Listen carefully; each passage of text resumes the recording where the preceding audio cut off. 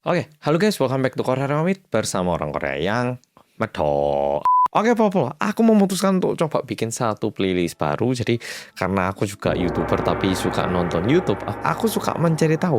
Dulu sebelum ada dokter dan sebelum ada alat-alat medis yang canggih kayak saat ini, dulu itu gimana sih orang-orang mengobati penyakit? Nah, aku itu mulai nyari tahu dan ternyata sungguhan aku, Pol-Pol, kita semua perlu bersyukur kita ini lahir di abad ke-21.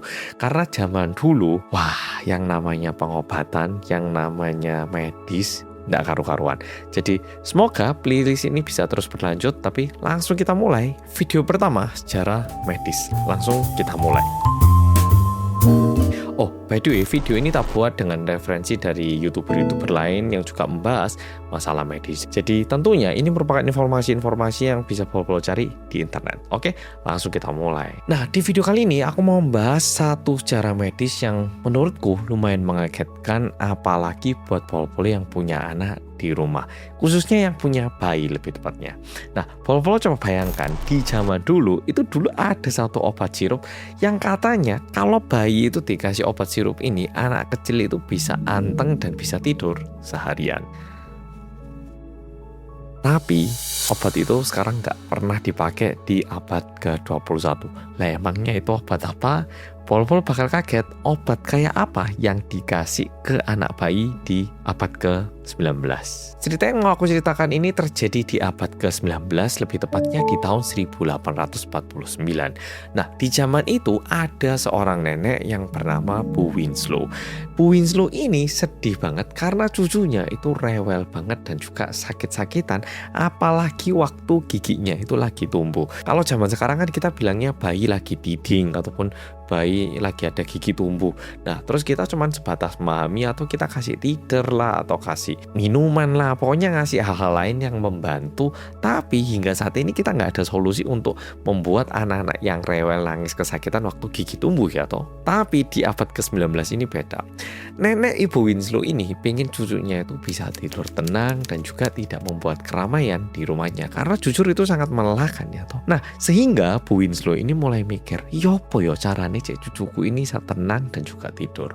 Nah, sehingga setelah dipikir-pikir, Bu Winslow ini kepikiran membuat satu sirup obat sendiri, benar-benar diracik sendiri menggunakan getah-getah bunga yang ada di pekarangan rumahnya. Dan kebetulan di rumahnya Bu Winslow ini ada satu bunga yang bernama bunga poppy. Dan tentunya awalnya ini bukan kayak obat, tapi lebih kayak jamu-jamu gak jelas gitu. Nah, Ibu Winslow udah bikin, lalu dikasih ke cucunya. Yang menarik, baru satu kali kasih, cucunya itu langsung anteng banget. Cucunya itu tidur, bisa dibilang kayak tidur 8 jam. Jadi bayinya ini yang dulunya nangis 1 jam 2 jam harus diguenong, digoyang-goyang gini, setelah dikasih obat getah dari bunga poppy ini, jadi tidur nyenyak banget. Dan tentunya informasi ini jadi nyebar ke tetangga-tetangganya. Tetangga-tetangganya yang punya cucu ataupun yang punya anak, semua itu jadi pengen tahu. Loh, Bu Winslow itu loh di rumah punya cucu. Dulu itu les cucunya nangis nggak bisa keluar rumah. Loh, sekarang loh cucunya ditinggal di rumah. Ibu Winslow ke pasar loh. Udah gitu ke pasarnya jam 8, pulang jam 10 loh. Kok aman ya? Iya, kok aman ya? Orang-orang yang tinggal di sekitar rumahnya Bu Winslow ini mulai bertanya-tanya. Apalagi tetangga-tetangganya itu tahu kalau cucunya Bu Winslow itu akhir-akhir ini nangisnya bener parah karena lagi tiding. Dan karena orang-orang ngerasa bingung kok bisa Bu Winslow kayak gitu, orang-orang mulai tanya ke Bu Winslow. Loh Bu, cucunya ini dah giginya udah tumbuh semua tak Bu? Kok sekarang udah bisa ke pasar sendiri? Nah, Bu Winslow jawab, oh enggak, cucuku itu masih demam, gigi juga masih tumbuh setengah. Tapi kemarin habis tak kasih sirup racikanku, anteng. Sekarang cucuku tidur, tak kasih tadi jam 8, bangun jam 3. Aman sekarang. Nah, tetangganya yang dibilangi kayak gini tentunya nggak percaya. Loh Bu, mana ada ibu ngasih sirup kayak gitu terus anaknya tidur. Lah emang itu dikasih apa Bu? Bu Winslow jawab, enggak, ini loh cuman pakai bunga, tak kuyak-kuyak gini, sirupnya tak kasih ke anakku. Ya namanya manusia kan kita harus dekat sama alam mungkin ya. Nah ini kebetulan tak kasih, anakku langsung tertidur. Ya udah besok juga tak kasih, lusa juga tak kasih. Ya gitu aja sih. Nah, berita ini akhirnya mulai nyebar, tetangga yang denger ini bilang ke tetangganya ini bilang ke tetangganya ini bilang lagi ke saudara. Pokoknya ceritanya ini mulai nyebar sehingga orang tua ataupun kakek nenek yang mulai kelelahan diakibatkan cucu ataupun anaknya ini mulai datang ke rumahnya Bu Winslow. Dan lama-kelamaan yang awalnya Bu Winslow itu cuma ngasih sirup ke orang-orang yang minta, ini sekarang menjadi satu bisnis baru. Ada orang mau sirupnya, pesen dulu, nanti kalau udah siap dijual ke orangnya. Dan obat ini saking manjurnya, semua kliennya itu bilang puas dengan produknya Bu Winslow. Jadi bisa dibilang kalau zaman sekarang bintang 5, benar-benar reviewnya itu 100% positif. Nggak ada seorang pun yang bilang kalau obatnya Bu Winslow ini tidak ada khasiatnya. Dan ini benar-benar menjadi sangat-sangat terkenal. Jadi kalau misalnya obat ini mungkin masih bertahan hingga sekarang, mungkin nama obatnya udah Bu Winslow, jamu Winslow, berdiri sejak tahun 1849, mungkin kayak gitu. Nah pokoknya obat buatannya Bu Winslow ini jadi terkenal banget, sampai-sampai ini nyampe ke London, bayang loh, ke London, ke Inggris itu loh, UK itu. Dan berbeda dengan London zaman sekarang, London di tahun 1800-an itu masih kumuh, masyarakatnya ya nggak sepinter sekarang, masih terbelakang gitu.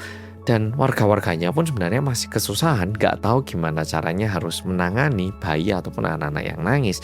Tapi setiap kali dikasih sirupnya Bu Winslow, bayi-bayi ini semua tenang banget. Dan ini karena demand-nya ataupun permintaan di pasar itu terus meningkat, akhirnya Bu Winslow ini membuat racikannya ini menjadi satu obat dinamai Mrs. Winslow Soothing Syrup, atau dalam bahasa Indonesianya adalah sirup penenang Nyonya Winslow. Udah gitu, tagline-nya ini yang lebih mematikan. Tagline-nya kayak gini, jangan khawatir, kalau anakmu kamu kasih sirup ini, sebelum berangkat kerja, anakmu bakal tidur pules sampai kamu pulang kerja. Nah sih, kalau dipikir logika orang di abad ke-21, loh saya salah, anak tidur dari sebelum berangkat kerja sampai pulang kerja.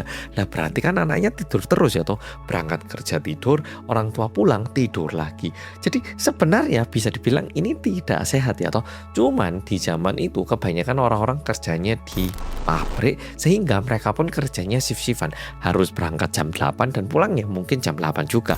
Sehingga kalau anaknya nggak tidur, mereka itu benar-benar tidak bisa bekerja. Tapi berkat adanya sirupnya Bu Winslow ini, orang tua bisa kerja, anaknya pun tidak kesusahan. Dan ini karena obatnya sangat berkhasiat, Bu Winslow ini jadi terkenal di kotanya dan dianggap sebagai pahlawan anti sakit dan sahabat para ibu. Dan ini penjualannya terus berlangsung hingga 60 tahun, bayangkan. Dan sampailah di tahun 1911. Nah, zaman itu udah mulai maju dibandingkan tahun 1800-an.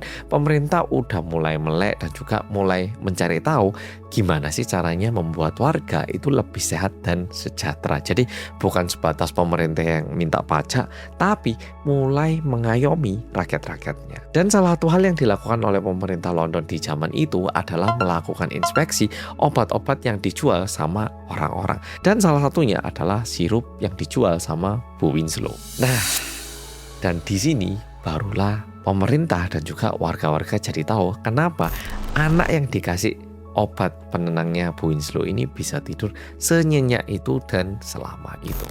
Ini ojo kaget deh. Obat penenangnya Bu Winslow ini ternyata merupakan obat yang mengandung zat morfin. Nah, mungkin Bapak udah pernah dengar zat morfin itu apa dari berita ataupun dari konten-kontenku. Zat morfin ini adalah kandungan obat ataupun zat yang mengandung anti nyeri yang langsung mempengaruhi sistem saraf pusat. Jadi biasanya morfin itu dikasih kepada pasien-pasien yang sakitnya itu benar-benar parah banget. Contoh pasien-pasien yang terkena kanker terus menjalani pengobatan yang lumayan menyakitkan.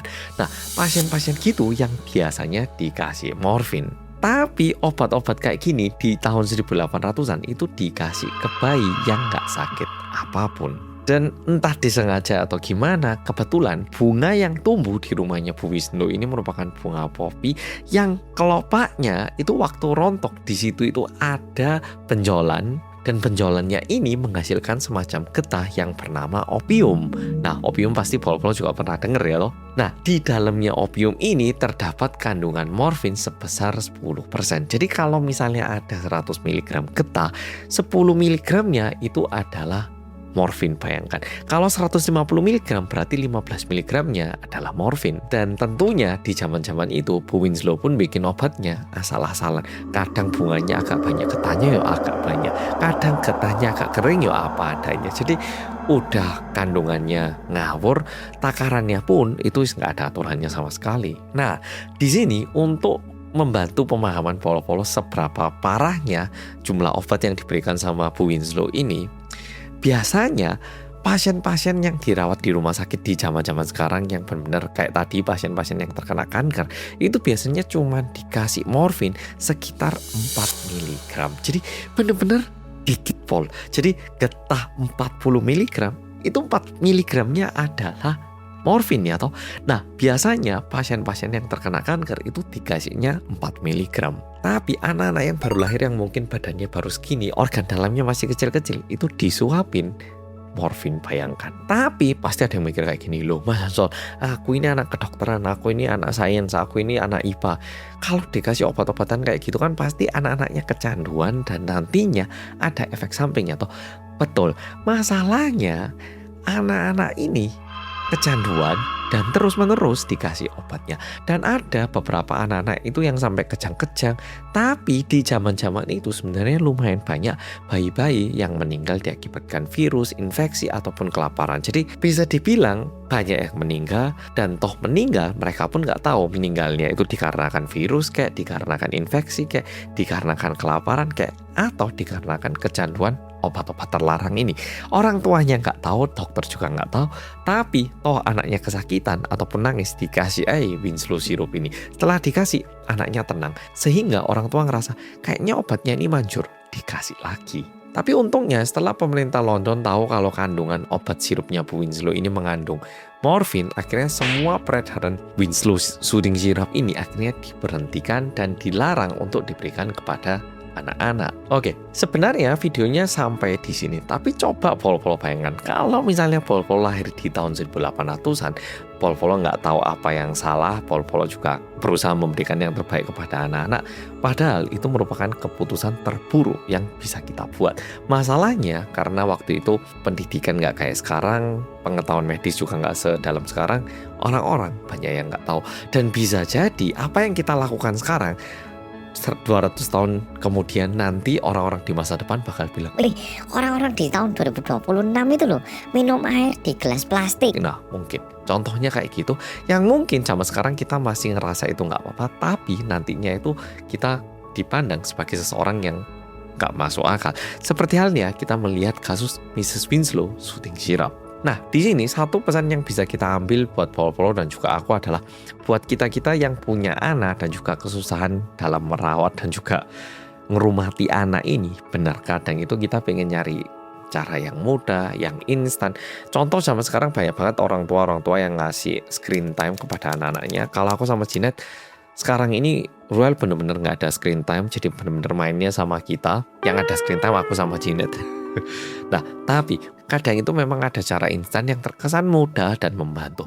Tapi kita nggak bakal tahu efek sampingnya kayak apa hingga 20 tahun ataupun 30 tahun nanti setelah risetnya itu benar-benar cukup dan juga datanya itu bisa membuktikan kalau apa yang kita lakukan saat ini dampaknya itu kayak apa gitu. Satu pesanku saat ini adalah kadang sebagai orang tua susah itu memang pasti, tapi jangan coba-coba bikin cara sendiri ataupun katanya ini loh kayak gini aman.